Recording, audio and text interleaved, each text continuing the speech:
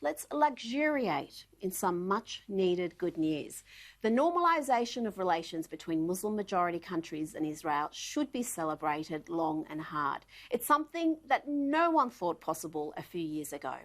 And you'd be hearing a lot more about it if any leader other than Donald Trump had brokered these groundbreaking peace deals. It's a feat no US president has even come close to achieving in decades. It began with the United Arab Emirates, then Kosovo, and then Bahrain. Saudi Arabia and Sudan may be next. Indeed, there are up to 9 other Muslim-majority countries looking to normalise relations with Israel.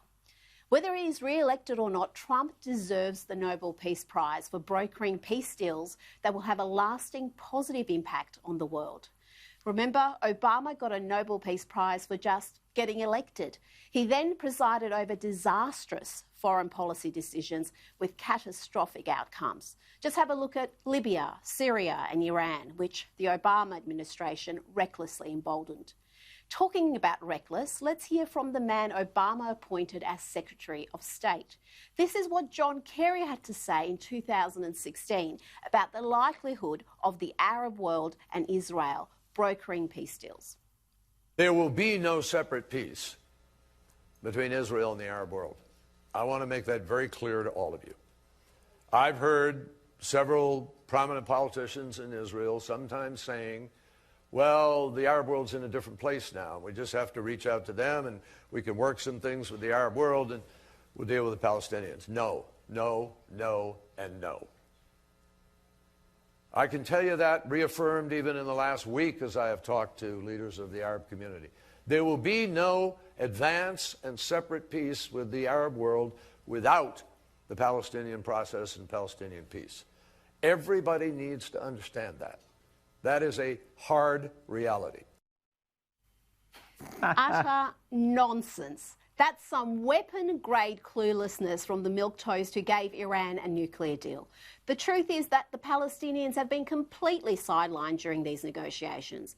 And let's not forget about the so-called experts, the foreign policy analysts and media commentators. Almost universally, they predicted mayhem and bloodshed when Trump fulfilled his election promise and moved the US embassy to Jerusalem.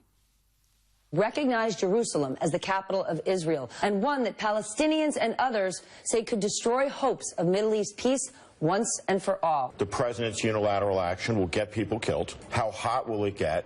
And how destabilizing will it be? What he has done is thrown a diplomatic bomb into the Middle East peace process. They're not interested in history. They don't know history. That would then embarrass all the Sunni Arab regimes. They would have to do something, enormously complicating, by the way, Israel's relations with them. It's going to stop any hope of Middle East progress in the peace talks. This kind of policy, unilateral decision, will basically wreck the Middle East. Despite warnings from Turkey's President Erdogan, the kings of Jordan and Saudi Arabia, and all of America's NATO allies, that this could kill hopes for Middle East peace. You'd have an explosion, an absolute explosion in the region.